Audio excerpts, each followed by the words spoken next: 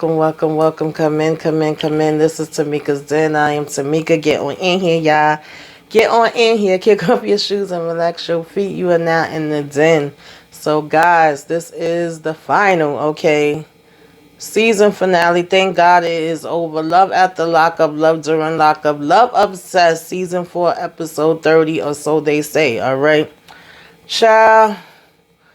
Why? Why did they even bother? Why did they even bother, baby? We could have kept this. We could have probably wrapped this up in about 20 minutes, all right? Because wasn't really much going on, okay? Mike is finally coming out. Justin is trying to figure out how it's going to be with him once he is outside on these streets, child, because the only thing that she knows about is being with him in prison. You know, Chelsea is finally getting to see Mikey, and baby, she is bringing her son with her. I said, why are we bringing our kids to the damn prison to see somebody that they don't know from a hole in the damn wall? Make it make sense, you guys. And Jessica, child, you have lost your whole damn mind. Your daughter, thank God, has way more sense than you do, and I hope that you get the help that you need, but I doubt very much that you will. You know, Emily basically was not in this episode. Thank God for that, because she should not have been on this season. And you know, Melissa actually was acting like she had a little bit more sense, like 5% more sense than she had the whole damn season. But we find out that her daddy and Louie's mama is basically the female and male version of each other, so that is going to be a fun treat, okay, for them two to get together, baby, and bump heads, because, you know, we can see where the crazy comes from, and so I guess that will be interesting within itself. But let's go ahead and get into this episode, break it on down, take it from the top, y'all, and to discuss what little shenanigans they gave us, all right? And we also, of course, I forgot, last but not least, you know, had Miss Ty out here in the damn cemetery praying to the spirits, child, for a daggone baby. You can't make it up. Now, we have, you know, started this episode off with Justine. Her and Mike are just, you know, first she's all nervous, waiting for his call, hoping he's not going to mess anything up so that he'll have any extra time or anything like that, because we want him to get up out of there. And, you know, finally he does call. And, of course, he is basically apologizing for the argument that they had. You know, she's saying, let's just move past it. We don't want to sit there and focus on that. We want to focus on the fact that you about to be home with me, okay, in between the sheets. And, you know, she's saying that she's even more excited to see the looks on his kids' faces, how they're going to react to having him home.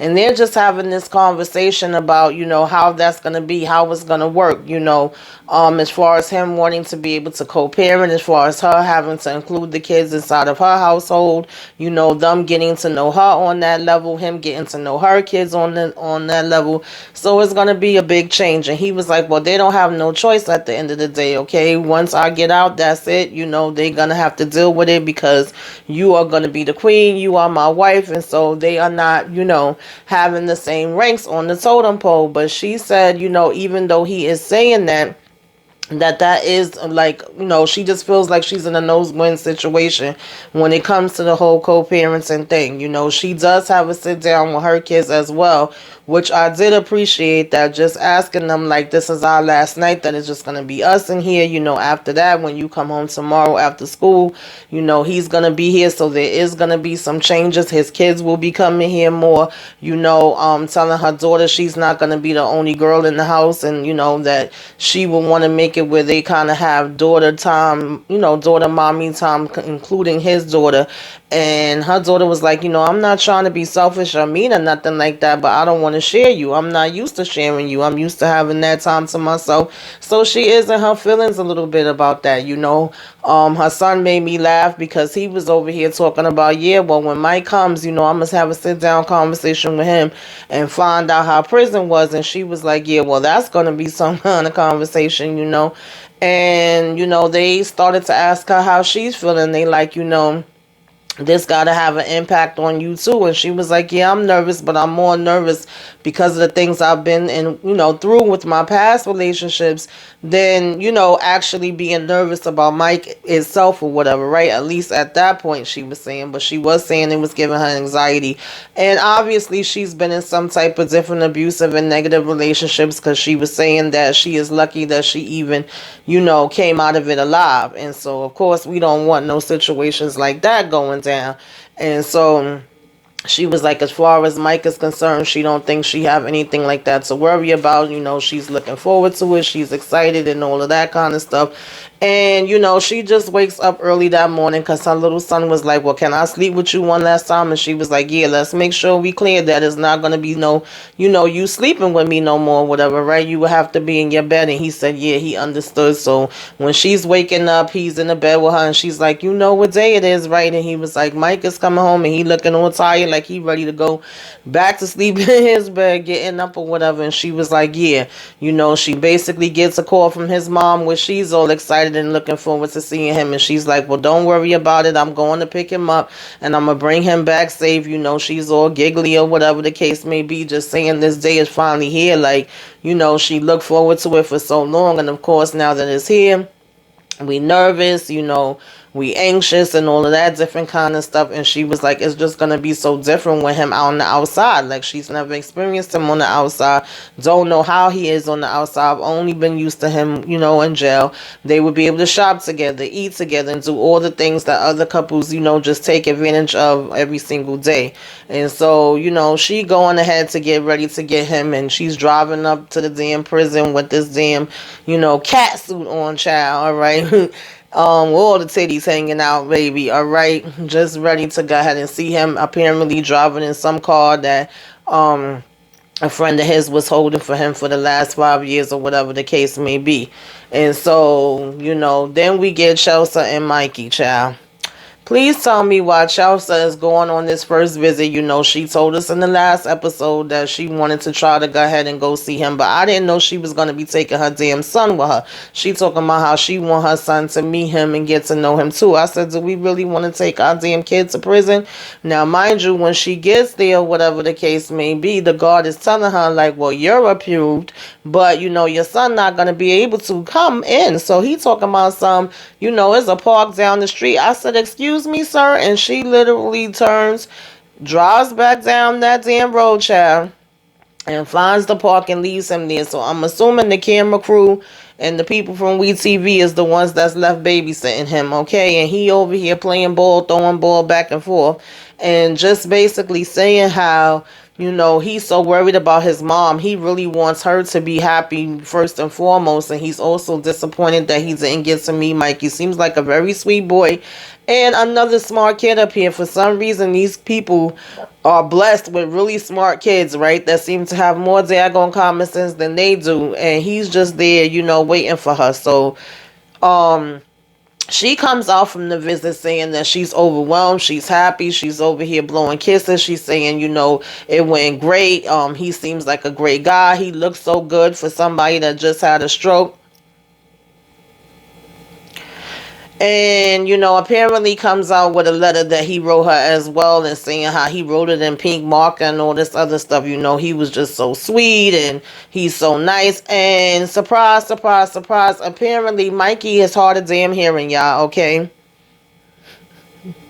Can't make it up. I don't mean to laugh. But here he is talking about how, he's never been with somebody that's using sign language and all this other stuff, and he actually is hearing impaired his daggone self and wears a hearing aid, and gonna say he never brung it up because she didn't ask. I said, really, Mikey? Really? But apparently, hey, who knows, y'all? Who knows? Anything is daggone possible. She goes down to her son where he's at, drives down to the park telling him she missed him and all of that kind of stuff. And basically, saying that it went great and things like that. And, her son Trevor ends up asking, is he going to be my dad? Which just really made me feel sad that this little boy is looking to see if somebody in damn jail, not to say it like that just because he's in jail, but the fact that this man is a complete daggone stranger, that his mother's running around to see that she nor him knows, and he's asking about can he be his dad, because obviously he doesn't have a dad in his life, and he's just, one, wants her to be happy, and two, probably is just longing for that himself. And she does say she don't know, so I was happy of that she wasn't just like automatically like, yeah, he is. But I'm still just like, seriously, Chelsea, come on. Ugh. Lord, child, these people, they really, really something.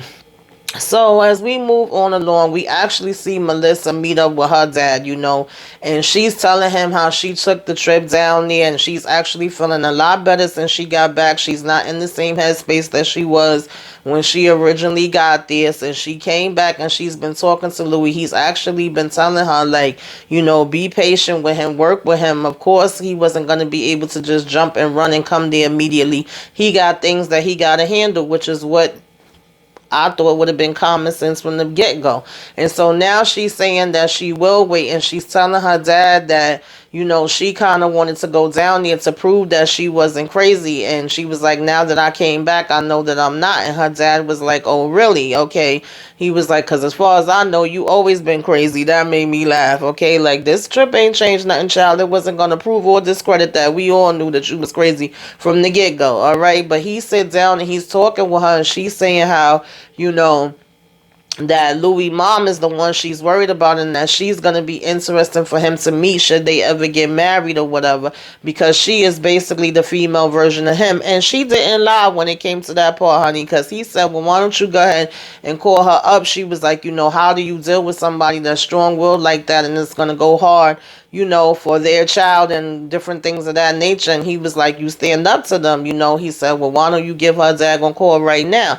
So she go ahead and call and got her on speaker, and she's saying, ain't nothing much going on. I just was giving you a shout because I wanted to check in with you. Tom is getting close where, he's going to be having his release, and we were supposed to meet up and go together. But Mama started talking about, well, you know what? The more I was thinking about it, I don't think I want to do that anymore. I think I changed my mind, I prefer that he stays here with me. And Melissa daddy started yelling in from the background like, no, why don't Melissa come and she go with you like y'all had planned? I think she should be there. And she was like, who the hell is that? And he was like, this is her damn daddy, okay? That's who the hell it is. So she was like, oh yeah, this is my father. We were sitting here drinking coffee and talking whatever have you, and I was discussing with him how my trip was when I went down there, and the fact that I want to come back or whatever.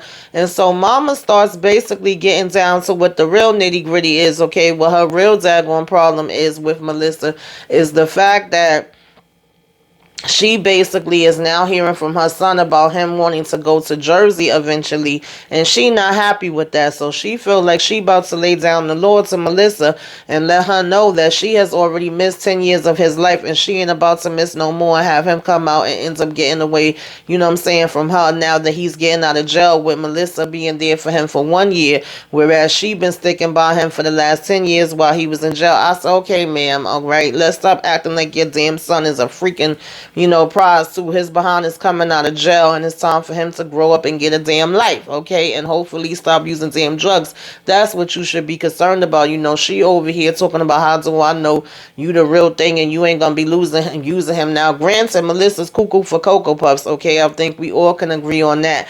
But as far as what is she supposed to use him for, lady? Seriously, like, let's really be real about it, okay? And so her father was basically saying in the background, like, this should be between Louis and Melissa. Nobody else shouldn't be putting their 2 cents in or whatever. And, he was saying that he really don't think this damn thing gonna go anywhere, to be quite honest. But he will stick by his daughter and be there for her and let her make her own decisions or whatever the case may be.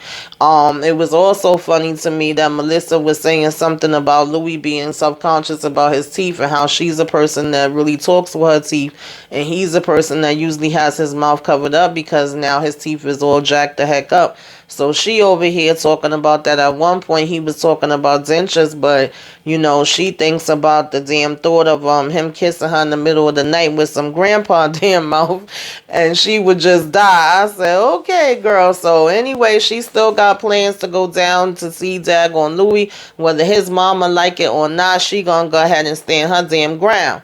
Moving on to Mark, child. Mark is still here celebrating his birthday. His mama's here. Some of his friends is here. We got an ice sculpture going on where they telling him to go ahead and stick his head where the damn zero is at, and they taking pictures. We pouring drinks through the damn ice, and he sitting here trying to damn catch it or whatever the case may be. And he is saying how he is so super excited and into this damn Lexi girl. He has now officially asked her to be my damn girlfriend. Is it yes? Is it no? Is it maybe so, right? And she says yes, she will be his girlfriend. So now he is saying that they are doing well. They're making headway. He's going to break it off with all the other girls. He feels like he made the right choice. He's all in with her. They're going to be exclusive, okay? And he's so happy to hear that. He says he know him might sound silly to some people, but she's getting out in a few months, so he really feel like that's the next step, and that, they got something to build with each other, all right? And at one point, he's on the phone with her, and she's, of course, saying that she wish she could be there, and that she's going to send him a videogram for his birthday, and for him to enjoy his party, and enjoy, hanging out with his family and friends and stuff like that. And they say how she got 5 months left. So they like, oh, okay, and they go ahead and hang up. Now, in the meantime, he's asking his mother how she's liking everything. And she's like, oh, the people seem cool. But she was like, yeah, some of your friends is a little interesting. No shocker there, right? We should not be shocked at all from what we've been seeing so far. But it is one girl in particular that I guess she feels is a little normal, a little bit on the scale that she would think is somebody that her son should be with. So she basically was saying how this one person was cool and maybe he want to go ahead and hook up with her. And he's like, oh, no, mom, okay, that's not what's going down. That's not what we hear about. That's not what's happening. It was funny as hell, too, because when he was on the phone with Lexi, he over here telling her, usually you try to get in good with the dad and ask the dad for the hand in marriage. But in your case, I would basically be speaking to your parole officer and trying to get in good with them and all of this kind of stuff. And so he's telling his mom, like, no, Lexi is going to be the one for me. She got 5 months to get out. I'm waiting for her. I'm going to get with her.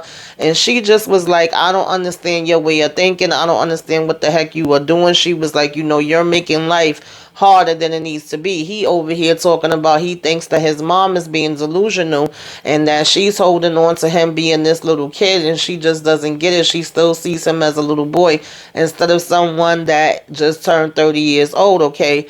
This is really hard on her. And I said, nah, that's not what's hard on your mama. It's hard on her to know that she raised you and you apparently have a business and supposed to be successful with it, but you ain't got the sense God gave a damn roach at the same time. That's what's hard for your mama, Mark. But okay, you know what I'm saying? We're going to let you keep on thinking that, is what you talking about. And she said she wasn't going to hold her breath on him getting it together and realizing that chasing damn prison chicks was not going to be, the mood, all right? And so when they singing happy birthday or whatever and they bring out his cake, they telling him to make a wish, and he basically like, oh, I made one already, and it's already came true. So she was like, well, then we not gonna know what it is. Child mama, why did you say that? Because here go Mark yelling out, I wanted to be able to be with Lexi, and now I am gonna be with her when she get out. She'll be getting out soon. And the whole damn room is just quiet and everybody's looking at him like and he's just like a kid in the damn candy store. You can't tell him nothing. He happy as can damn be, all right? Like a fat kid, you know what I'm saying, getting his cake, all right? And so we see the little clip of her sending him a happy birthday gram that she said she was going to send, and he got his friend recording him saying, thank you, I can't, wait to see you when I turn damn 31. And his mama just like, child, is this my damn, son, or did he get switched that bird?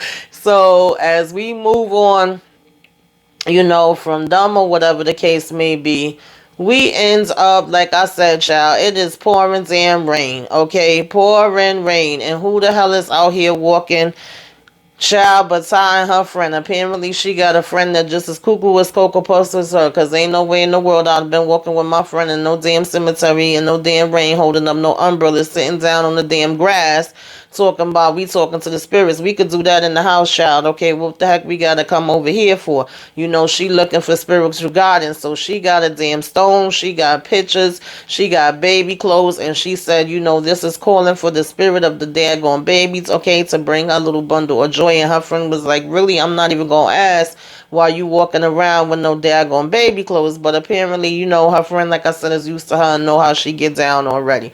So in the meantime, they on the grass with these umbrellas up, okay, lighting candles and everything, and she's telling her it's gonna go out if she get up. But of course, Ty's still getting up, and she's got these pictures, and she's basically saying, I'm always gonna love BB. I don't even remember hearing that damn name before, okay? Hottie is completely out the picture. Now the first love is BB, okay? But Marcus, honey, is the favorite. And her friend was basically saying, like, yeah, I like Marcus too, child. Okay, he's a favorite of me and you. And so just as she brings up his name, he's calling on the phone, and they're saying, yeah, that's definitely a sign, being as though he is calling, okay? So she lets him know, like, oh, I'm up at the cemetery. She was like, and guess what? It just stopped raining, and a daggone rainbow is out. And he's saying how you supposed to follow the rainbow, okay, and get that pot of gold at the end of it. And she's like, that's right. So they are saying, between like her saying his name and him calling and the rainbow and all of that, that shows that he may be the one, you know what I'm saying, that is supposed to be the one that could possibly be giving her the ring and the baby in the belly, baby. Oh, child. Ring and a baby, okay? So she says, and that could be the spirit God letting her know that he is the one, child. All right?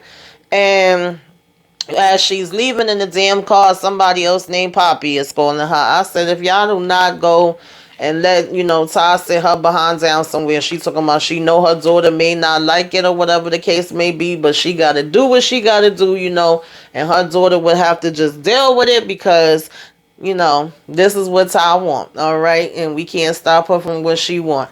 Now, in the meantime, Jessica is helping her daughter pack up, Remember that her daughter supposed to been going to live with the daddy now because she ain't want to go with her. And Jessica supposed to be getting all her stuff packed up to move. In the midst of all of this happening, she gets a call from a friend that is basically telling her that Justin ass might be getting some added damn time to his sentence. He may not even be getting out, all right? So freaking Justine is devastated. She's asking him if she's okay. She's like, no, I'm not okay. She's basically breaking down. She says there's no way for them to know exactly what's happening or how much time that he is going to get. And so he contacts them and tells them himself or whatever the case may be. And so she just was like, what is it? What is wrong with my luck? Why everything always got to go bad? Why always got to be problems? I don't get it. She tired of being strong. She tired of holding on. She tired of keeping it together. She don't know how much she could do it. She knew what it was when she first got into this, but she wasn't expecting it to be this way. Her daughter's basically like, well, what's happening exactly? And she's like, this friend of mine just contacted me and is telling me that he may not even be getting out. He may have added time. So of course, naturally her daggone daughter's like, well, now this got me worried. The last thing I want my mother to do is move all the way down here, and this damn man may not even be coming out, and she could be looking at being by herself for like another 6-7 years. And she's asking her mother, are you still gonna move there? And she's like, well, I have no choice. Yeah, lady, you do. What the heck are you talking about? And so her daughters basically were like, well, why the hell would you still go? And she was like, what do you mean, why would I still go? She was like, if I don't go, then I would basically lose the house that I purchased. Like, I got a whole house out there in Tennessee. And then she's like, oh, so somebody else would get it. And she was saying, yeah. So the next thing the daughter is trying to console her and say some encouraging words to her and give her a hug. She got her little dog in her hand, and she like, come on, group hug. We not gonna stress about this or whatever the case may be. Even she was wiping tears from her eyes, because at the end of the day, of course, she don't want to see her mother getting upset. She want the best for her mother. And so I'm like, this is another situation, just like with Chosa and, Trevor, where these kids are wanting their mothers to be happy and wanting the best for them and stuff like that. And even when it's situations that they don't necessarily want or, make them uncomfortable, whatever, they still just trying to be there for the parent. And it should be the other way around.